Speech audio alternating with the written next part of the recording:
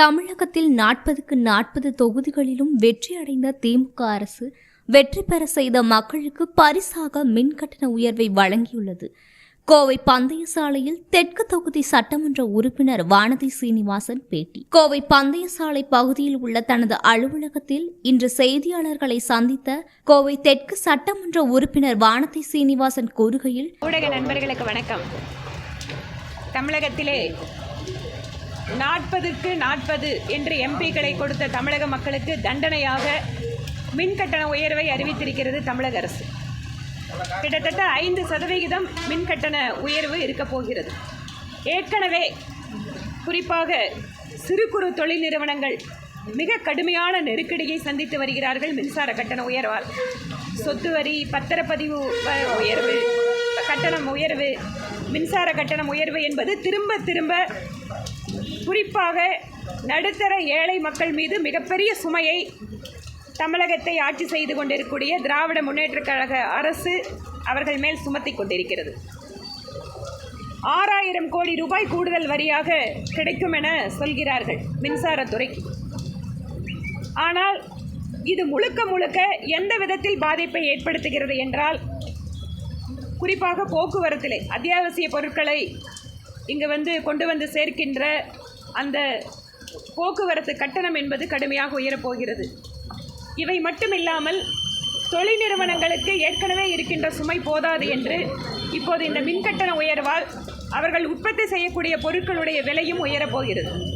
பல்வேறு விதங்களில் மக்களை பாதிக்கக்கூடிய இந்த மின்கட்டண உயர்வை திரும்ப பெற வேண்டும் என்பது பாரதிய ஜனதா கட்சியினுடைய கோரிக்கை. ஏற்கனவே கடந்த உதய மின் திட்டத்தினால தான் மின்கட்டண உயர்வுன்னு சொல்லி லாஸ்ட் டைம் சொல்லியிருந்தாங்க. அதே போல் இந்த டைம் நிதிச்சுமையினால் நாங்கள் ஏற்றுன்னு சொல்கிறாங்க. இதை எப்படி பார்க்குறீங்க? நிதிச்சுமை அப்படின்னு சொல்லக்கூடிய தமிழக அரசு ஜிஎஸ்டி வரி வசூலில் உத்தரப்பிரதேசத்தை விட கீழாக இருக்கிறது. என்ன காரணம்?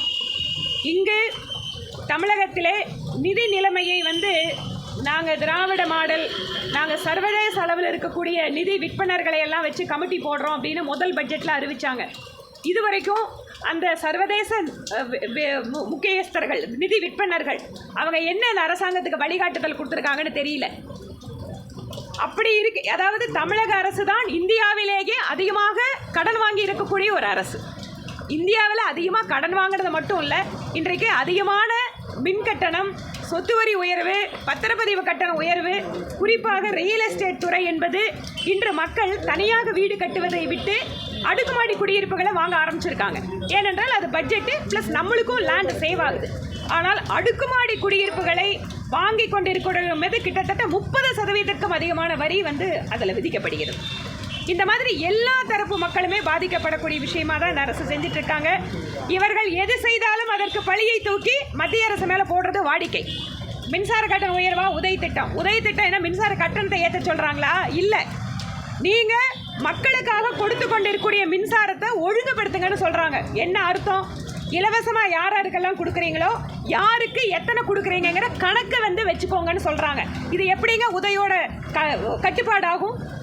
யாருக்கு எத்தனை கொடுக்கிறீர்கள் என்பதை கணக்கு வைத்துக் கொள்ளுங்கள் அப்படின்னு மட்டும்தான் மத்திய அரசு சொல்லுது. உடனே நாங்கள் விலை சொத்து வரி ஏற்றுனா மத்திய அரசு, மின் கட்டணத்தை ஏற்றுனா உதய திட்டத்தில் சொன்னாங்க. சரி, அப்போ நாங்கள் மற்றதெல்லாம் சொல்கிறோம், புதிய கல்விக் கொள்கை சொல்கிறோம், ஏன் இம்ப்ளிமெண்ட் பண்ண மாட்டேங்கிறீங்க? ஒரே நாடு ஒரே தேர்தல் மத்திய அரசு சொல்லுது, ஏன் இம்ப்ளிமெண்ட் பண்ண மாட்டேங்கிறீங்க? இதுக்கு மட்டும் உங்களுக்கு மத்திய அரசு சொல்கிறத கேட்குறேன்னு சொல்கிறீங்கல்ல. அதனால் தமிழக அரசு அவர்கள் மீது மக்களுடைய கோபம் வராமல் இருப்பதற்கு, பழியை திசை திருப்புவதற்காக இந்த வேலையை பண்ணுறாங்க. ஆனால் ஒரு பக்கம் நீங்கள் சொல்கிறீங்க இவ்வளோ வரி உயர்த்துறீங்க, ஆனால் அவங்க சொல்கிறது என்னென்னா, எங்களுக்கு தேவையான அந்த எங்களுக்கு இருந்து தமிழகத்திலிருந்து எடுத்துக்கொண்ட வரி எங்களுக்கான ஒரு இதுக்கு பல்வேறு முறை நான் பதில் சொல்லியாச்சு.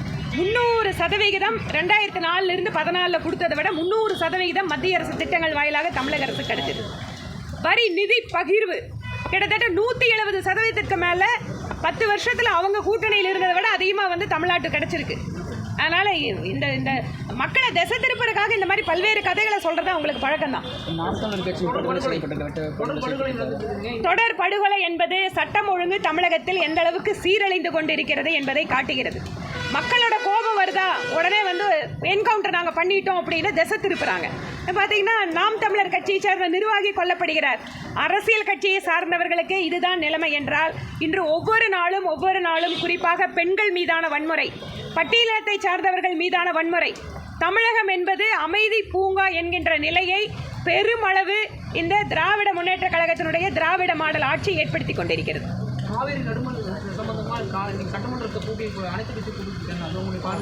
அதாவது இங்குதாங்க வித்தியாசமா பார்க்க முடியும். ஆட்சி செய்வது திராவிட முன்னேற்ற கழக அரசு, பக்கத்தில் இருக்கிறது காங்கிரஸ் இருக்கக்கூடிய அரசு. நான் அசெம்பிளிலேயே இதை பற்றி பேசும்போது அவங்க தீர்மானமே எப்படி போடுறாங்க, மத்திய அரசு இதில் தலையிட வேண்டும். ஏன் பக்கத்தில் ஸ்டேட்டில் இருக்கிற காங்கிரஸ் கட்சி முதல்வரிடம் நீங்கள் பேச முடியாதா? அப்போ எதுக்கு எல்லாரும் ஒன்றா சேர்ந்து கையை பிடிச்சி மேடையில் ஏறி நாங்கள் மத்திய அரசு நாங்கள் அமைச்சிருவோம், நாங்கள் மக்களுக்கு நல்லது செய்வோம்னு பேசுகிறீங்க? அப்போ உங்கள் கூட்டணி தர்மம் அப்படிங்கிறது என்ன? கூட்டணி தர்மங்கிறதா மோடியை வீழ்த்துறதுக்காக கூட்டணி தர்மமாக இருக்கக்கூடாது. அந்த கூட்டணி தர்மம் மக்களோட உரிமைகளை பாதுகாக்கிறதா இருக்கணும். இதை மக்களை ஏமாத்துறதுக்காக மேட்டூர் டேமை திறக்க முடியாததுக்கு உடனே திருப்பி மத்திய அரசு மேலே நாங்கள் வலியுறுத்துவோம். உங்கள் கூட்டணியில் பிஜேபி ஆட்சி செய்கின்ற வரைக்கும் கர்நாடகாவில் இந்த பிரச்சனை வந்துதா? வரலையே. இப்போ காங்கிரஸ் கட்சி வந்தோடனே அந்த இடத்துல ஏன் பிரச்சனை வருது? அவங்கள திமுக அதிகமாக எம்பி வச்சிருக்கிறவங்க, நாங்கள் தான் எதிர்கட்சிக்கு வழிகாட்டுறன்னு சொல்கிறவங்க திரு மு.க. ஸ்டாலின் அவர்கள் சொன்னால் கர்நாடக காங்கிரஸ் கேட்காதா? அதிகமாக எம்பி வச்சிருக்கிற கட்சி, வழி நடத்துகிற கட்சி. அப்போ உங்களால் காங்கிரஸ் கவர்மெண்ட் கிட்ட சொல்லி கர்நாடகத்திலேயே தண்ணீர் வாங்க முடியலையே, அப்போ நீங்கள் இந்தியாவை எப்படி ஆட்சி பண்ணுவீங்க? நன்றிங்க. வாக்களித்த மக்களுக்கு திமுக அளித்துள்ள பரிசு 6000 கோடி ரூபாய் மின்கட்டண உயர்வு எனவும், தமிழ்நாட்டில் வீடுகள், வணிக நிறுவனங்களுக்கான மின்கட்டணத்தை 4.83% திமுக அரசு உயர்த்தியுள்ளது. இதனால் மின் வாரியத்திற்கு ஆண்டுக்கு 6000 கோடி ரூபாய் கூடுதல் வருவாய் கிடைக்கும். நடந்து முடிந்த மக்களவைத் தேர்தலில் புதுச்சேரி உட்பட 40 தொகுதிகளிலும் திமுக கூட்டணி வெற்றி பெற்றது. விக்கிரவாண்டி சட்டப்பேரவை இடைத்தேர்தலிலும் திமுகவே வெற்றி பெற்றுள்ளது. மக்கள் அளித்த இந்த வெற்றிக்கு திமுக அளித்துள்ள பரிசுதான் இந்த 6000 கோடி ரூபாய் மின்கட்டண உயர்வு. தமிழகத்தில் ஏற்கனவே அரிசி, பருப்பு, மளிகை பொருட்கள் உள்ளிட்ட அத்தியாவசிய பொருட்கள் விலை கடுமையாக உயர்ந்துள்ளது. மின் கட்டணம் அதிகரித்ததால் அரிசி விலையை உயர்த்த வேண்டிய கட்டாயத்துக்கு தள்ளப்பட்டுள்ளதாக அரிசி ஆலை உரிமையாளர்கள் ஏற்கனவே கூறி வருகின்றனர். இந்நிலையில் மீண்டும் மின் கட்டணம் உயர்ந்துள்ளதால் அரிசி விலை மேலும் உயரும் நிலை ஏற்பட்டுள்ளது. பெட்ரோல், டீசலுக்கான மாநில அரசு வரியை திமுக அரசு குறைக்காததால் மற்ற மாநிலங்களோடு ஒப்பிடும்போது தமிழ்நாட்டில் பெட்ரோல், டீசல் விலை அதிகமாக உள்ளது. இப்போது மின் கட்டணமும் உயர்த்தப்பட்டுள்ளது. இதனால் விலைவாசி கடுமையாக உயர்ந்து சாதாரண ஏழை நடுத்தர மக்களுக்கு சுமை அதிகரிக்கும். மக்களை பற்றி கொஞ்சமும் கவலைப்படாமல் மின் கட்டணத்தை உயர்த்தியுள்ள திமுக அரசுக்கு எனது கடும் கண்டனத்தை தெரிவித்துக் கொள்கிறேன். மக்களை பாதிக்கும் மின் கட்டண உயர்வை உடனடியாக திமுக அரசு திரும்ப பெற வேண்டும். இல்லையெனில் மக்களின் கடும் கோபத்துக்கு ஆளாக நேரிடும் என்று தெரிவித்தார்.